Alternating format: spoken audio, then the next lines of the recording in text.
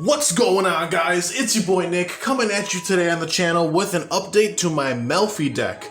Melffy recently got brand new support out of Power of the Elements, and let me tell you, the support that they got is deceptively strong. Don't let their cute demeanor fool you. This deck is ready to rock and roll and put the pressure on the opponent like no other, and I couldn't be more excited to bring you guys my Melffy update to the channel.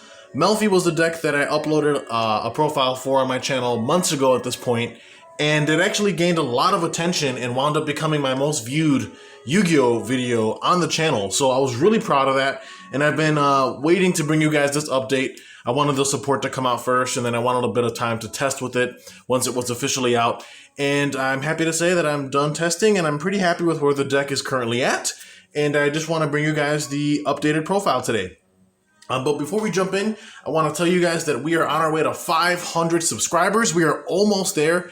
I think we're somewhere around the 490 mark.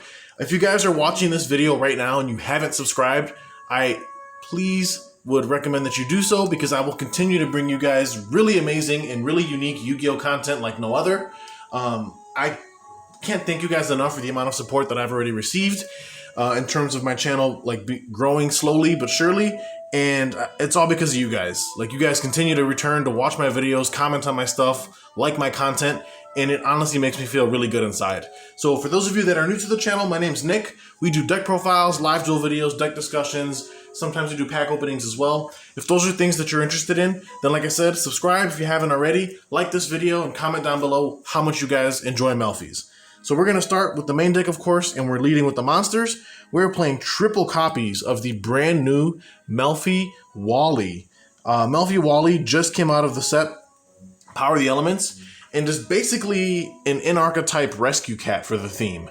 However, you know how Rescue Cat can summon two different beast monsters from deck. Wally can summon two Melffys with different names during the opponent's turn, which is very, very strong. Now, what makes Melffys so threatening is the fact that all of them share several common traits. Those traits are each Melffy, for the most part, with the exception of a few, can special summon themselves from your hand during your end phase. All of them can do that with the exception of, like I said, one or two.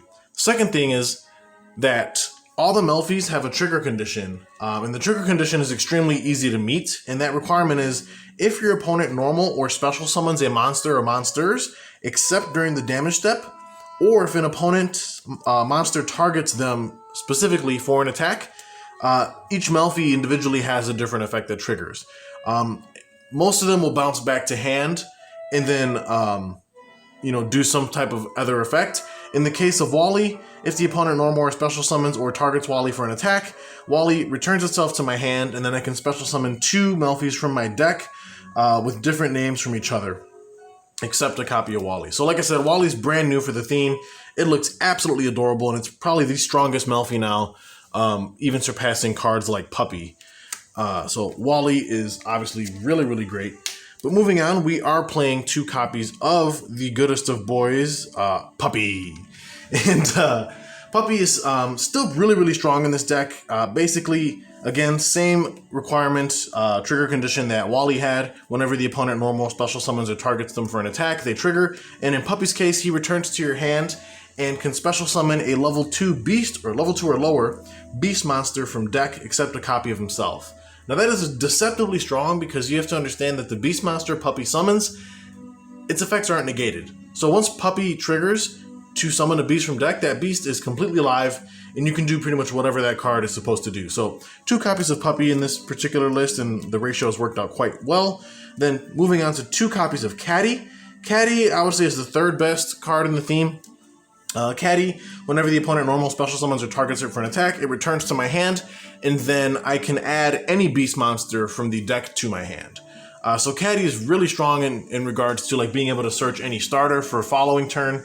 Really great in terms of getting advantage over your opponent and just searching the stuff that you need. Caddy also has really nice utility in the fact that it can search certain cards like Hop Your Squadron, which allow you to quick sync during the opponent's turn. But all of that we'll get into as we dive further into the profile. Next, we are on one copy of Fenney and one copy of Pony. These you play as one-ofs, and to be honest, I think the ratio of one each is perfectly fine. Basically, Fenney, what it does is that whenever the opponent normal, special summons, or targets it for an attack. It can return itself to the hand and then special summon a beast monster from your hand. Again, there's no restriction on level or anything like that, and Fenney does not negate the effects of the card summoned.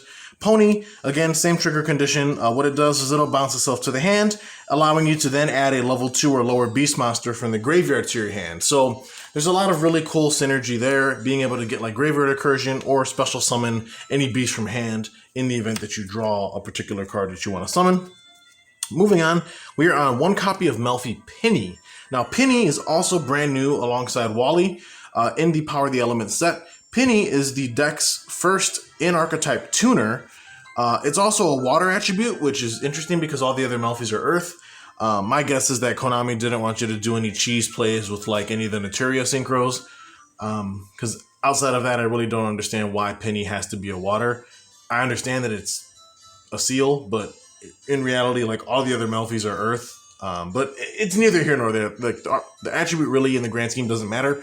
All that matters is that Penny is a tuner that's within the theme, and it has quite a different effects than the other Melffys do. Basically, if a face-up Beastmaster you control was returned to your hand this turn, except Penny, as a quick effect, at any point after that, you can special summon Penny from your hand, and then immediately after it resolves, synchro summon into any synchro monster using this card you control and Melffy's in your hand. Now, Penny is absolutely cracked because he just allows you to quick sync into basically almost anything during the opponent's turn.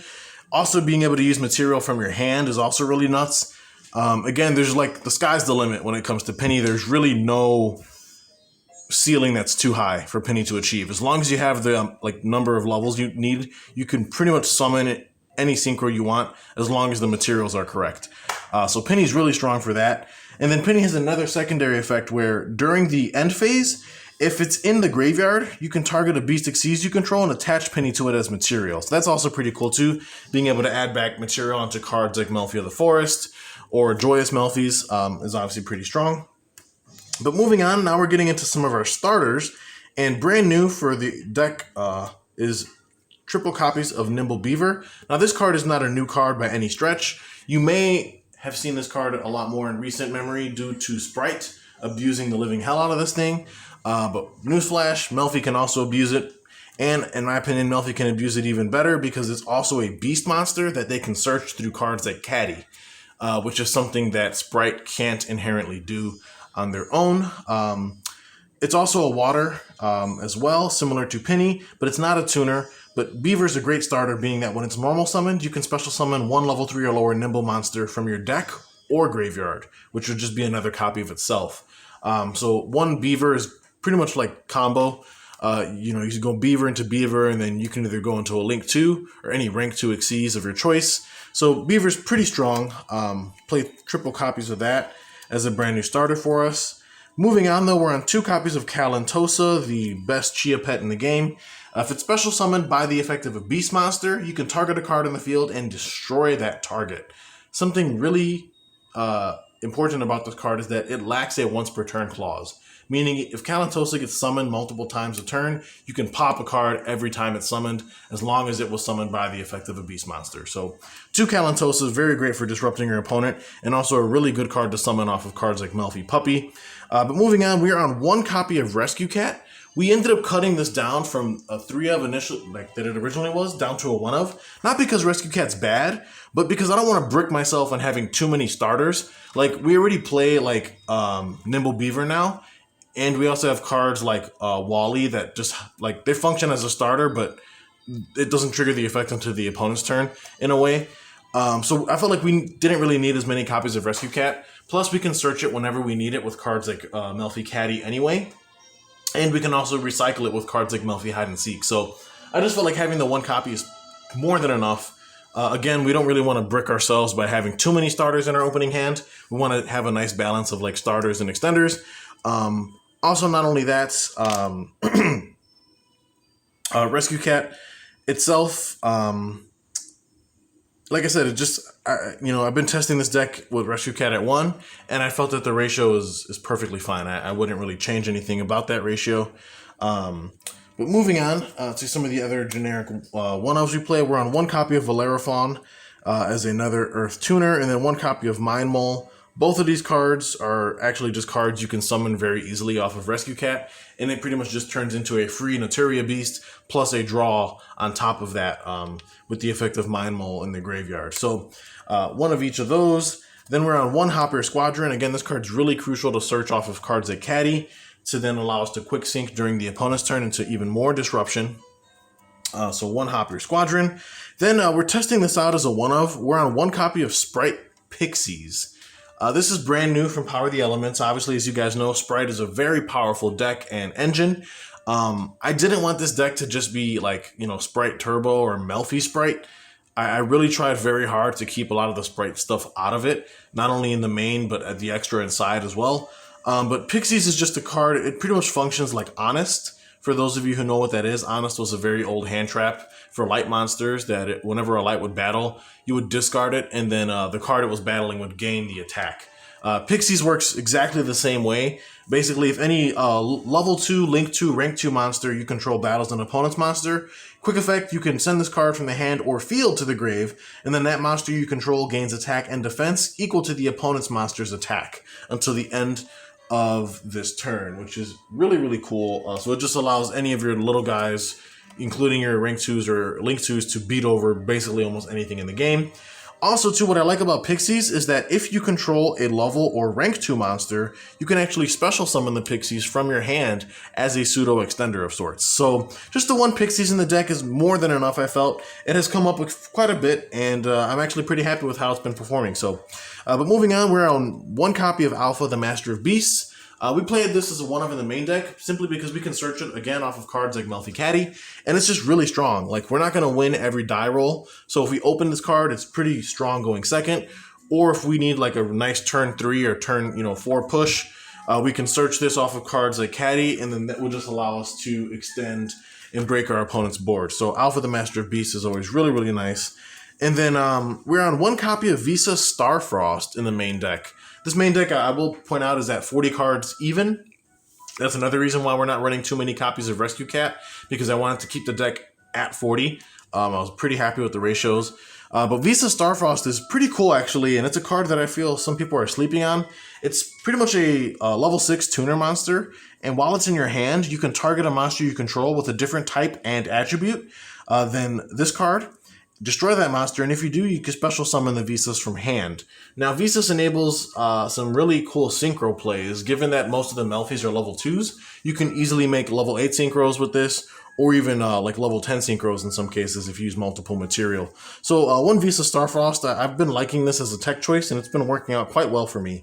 But moving into our hand traps now, we're on triple copies of Effect Veiler in the main deck. Veiler, I just think, is a really well-rounded hand trap this format. And it's not even once per turn, so if you open multiples, it doesn't really feel that bad. Just being, having targeted negation on hand while your opponent's trying to combo off is always a huge plus.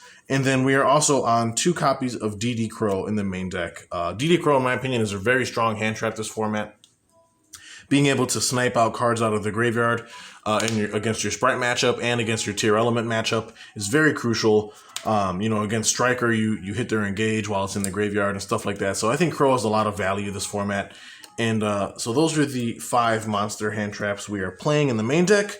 Now we're going to jump into the spell cards. We are playing 2 copies of Melffy Staring Contest. Melffy Staring Contest is brand new out of Power the Elements. It's a continuous spell, and it's pretty much an in-archetype Rhoda. Basically, when you can reveal any beast monster in your hand, add a Melffy monster with a different name from your deck or graveyard to your hand, then place the revealed monster on the bottom of the deck. So it pretty much searches any Melffy at the cost of revealing any other beast in hand and then tucking it to the bottom of your deck. So that's really, really strong. Gives the deck even more consistency that it didn't have previously. And it has a really cute battle phase effect as well, where at the start of the battle, your opponent's battle phase, you can reveal any number of Melffys in your hand, and then keep them revealed during the battle phase. And monsters your opponent controls lose attack equal to the combined attack and defense of the Melffy monsters revealed by this effect. So that's another way to debuff your opponent's monsters and allow your Melffys to clear threats that they otherwise wouldn't be able to clear by battle. So very good card, something that Melffy really needed in the grand scheme. Then, of course, we're on 2 copies of Hide and Seek. This is another really strong continuous spell. Pretty much it protects your beast monsters the first time they would be destroyed by a card effect. each turn, and they're not destroyed. And then it also has a very valuable recursion effect where you can target any 3 beast monsters in grave with different names, shuffle them into the deck, and draw a card. I can't understate how amazing this card actually is. It's very strong at just protecting your board from like blowouts like Lightning Storm or Raigeki. But it also just gives you like a really insane like grind game. Being able to recycle all your material and get a draw on top of it is really, really strong. Then we are on triple copies of Obedience Gold. Again, yet another starter we have in the deck, which is also why we cut down on Rescue Cat. Obedience Gold, if your opponent doesn't ash this, the odds of you winning that duel are increased exponentially. This card literally says, if you control no monsters, win the game. Like, you get to special summon 3 level 2 or lower beast monsters with different names from your deck. Their effects are negated and they're destroyed during the end phase, but there's no other restriction other than you being locked into beast type monsters for the rest of the turn. But it's free real estate when you activate this card. You just special any 3 beasts from deck and then you go off from there. It's nuts. So triple Obedience Gold, very strong. Then we're also main decking triple copies of Triple Tactics Talents. I just think that this format has a lot of disruption going around in the form of not only hand traps, but also if you lose the die roll and go second, your opponent tends to have a lot of answers to things you're trying to do. And Talents is just a great catch-all against those things where, like, if your opponent activates any monster effect during your main phase, you can either draw 2 cards, steal a monster they control, or look at your opponent's hand and then rip a card out of it, which is obviously very strong. So triple tactics has been working out quite well. Again, the deck is at 40 cards, so it's been pretty consistent. And then rounding out the main deck, we are on 2 copies of Primitive Planet Reichphobia. This is the Scareclaw field spell. We're playing 2 copies of it in the main deck here. Not only number 1, because we can use it to search our copy of Visa Starfrost, but this spell also has a very interesting secondary effect where if there are 3 or more defense position monsters on the field, you can target a card the opponent controls and destroy it. So that's actually pretty cool, given that most of the time we're summoning our Melffys, they're always in defense because their stats are so low. And it just gives the deck an added push, again, for going second. If you go second, you can go Obedience Gold, summon 3 monsters, activate Reichphobia, search Visas, and then because there's 3 defense position monsters on the field, you can pop any card they control. So you can like bait out negates, force back row out, very strong. So 2 copies of Reichphobia. And then for the last card in the main is just the one called by the grave. Again, we just stop hand traps, banish certain monsters out of the graveyard, like against the tier element matchup. Called by is absolutely insane. So that rounds out the 40 card main deck, guys. We're going to jump into the extra deck now. And so we have Merry Melffys. This is brand new out of Power the Elements. It's their first in-archetype Synchro monster. It's a level 4 Earth Beast, requiring 1 tuner and a non-tuner, so it's completely generic. And it states that if this card is special summoned, you can target a face-up monster on the field and return it to the hand. So that's a very cool effect. Again, you can actually do this pretty easily during the opponent's turn. Using cards like Hopper Squadron or cards like Melffy Penny, you can make this during the opponent's turn very easily and then bounce a card they control during their turn, which is very strong. Then it says if your opponent normal or special summons a monster except during the damage step, or if they target this card for an attack, you can return this card to the extra deck. Then you can special summon 1 Melffy Xyz monster from your extra deck. So that is also really cool. Being able to like bounce this card back to your extra and then replacing it with any of your Melffy Xyzs is very nice. So overall, I think this card is great, and it's just really cool that they have an in-archetype Synchro now. So of course, we're still on the 1 Herald, just as a very good Omni Negate and a very good card to stop tier element again because of Herald's passive effect, where it functions like a pseudo macrocosmos where any monster sent from the hand or the main deck to the graveyard gets banished instead. So 1 Herald, again, we can make this easily off of cards like Penny or cards like Hopper Squadron. We're on the 1 Eteria Beast, obviously, because we can make it. And we can even protect it with cards like Melffy Hide and Seek. So it just makes Nat Beast that much more of a threat, especially against decks that rely heavily on spells. Then for our Synchros, and again, we have access to these cards with the help of Visa Starfrost. We're playing 1 copy of Cyber / Harpy Lady as our level 8 Synchro of choice. Very cool card, being a quick effect. Whenever a spell or trap effect is activated, you can target a monster the opponent controls or a Harpy you control, return it to the hand. And then as our level 10 Synchro of choice, again, is Baron de Fleur. I know you guys are probably sick of seeing Barons thrown on everything, but It kind of just is what it is. Baron's a very strong and very generic synchro to make as a 10. And it's something that Melffys can go into now with the help of Visas. You just use Visas in like Rescue Cat or Visas in any 2 level 2 monsters. And now you have a 3000 Omni Negate that can pop cards and like, special summon stuff. So it's obviously very strong. Then moving on to our Xyz package, we're on 1 Melffy of the Forest and 1 Joyous Melffys as our Melffy Xyzs of choice. Melffy of the Forest is obviously really strong, being a roto for the theme by detaching a material, searching any Melffy card. And then also has another effect where if Melffy returns to hand, except during the damage step, you can target an effect monster the opponent controls and negate its effects and prevent it from attacking while that card is on the field. And then Joyous Melffys is also pretty cool as well. Being able to detach a material from a Melffy and being able to detach a material from itself, and then Melffy monsters can attack directly this turn. Also, during your opponent's turn quick effect, you can target any beast Xyz you control. Usually you're going to be targeting itself. Return it to the extra deck, and then you can special summon level 2 or lower beast monsters from your graveyard up to the number of materials that Joyous Melffys had. So that's also really strong too, and can definitely help put the pressure on during your opponent's turn. Then we're on a small Zeus package of Sky Cavalry, 1 Downerd, and then Zeus himself. This is obviously just really, really strong. Being able to make Zeus on the fly with any 2 level 2s going into Sky Cav and then overlaying Downerd and Zeus, you have a 4 material Zeus, which is just nuts. And the fact that this deck can do it in the blink of an eye is really, really scary. Zeus is still a powerhouse of a card. And then moving on to our links, we're playing 1 Farragut, again, just as a generic beast link 2 we make. We're on 1 copy of Asa the Earth Charmer, again, just being another generic link 2 monster that we can use 2 monsters, including an Earth, to go into. Then we're on 1 copy of Sprite Elf. This is brand new out of Power the Elements. Again, like I said, I really wanted to steer away from using sprites. I wanted to keep this deck as pure as possible. However, Sprite Elf is one hell of a card. It's a really easy link 2 to go into in this deck. And it not only provides targeting protection to any monster it's pointing to, but it's also a monster reborn on legs as a quick effect. So that is obviously very, very strong. So 1 Sprite Elf, and then moving on, we're on 1 Scareclaw Triheart. This is just another card or link monster boss that we can go into that kind of functions like Baguska, where while it's on the field, all face-up monsters in the field get changed to defense position. And then she's also unaffected by the activated effects of defense position monsters. So that is obviously really strong on a 3000 body. And then for the last card in the extra is 1 copy of Tri-Brigade Shurag, the Ominous Omen. Again, because this is very easy for Melffy to make, and it offers non-targeting, non-destruction removal in the form of a banish.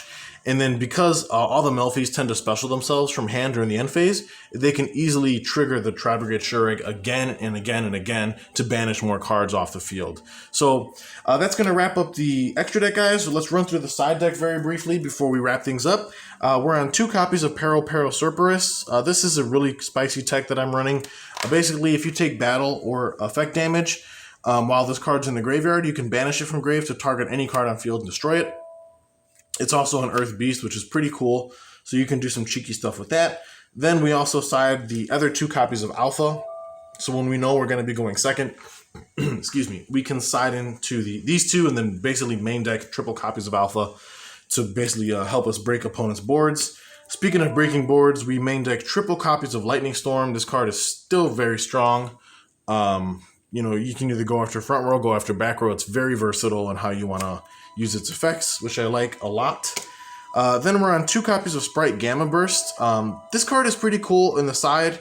It's a quick play spell, brand new out of Power of the Elements. Pretty much all level, rank, and link 2 monsters currently on the field gain 1400 attack and defense until the end of the turn.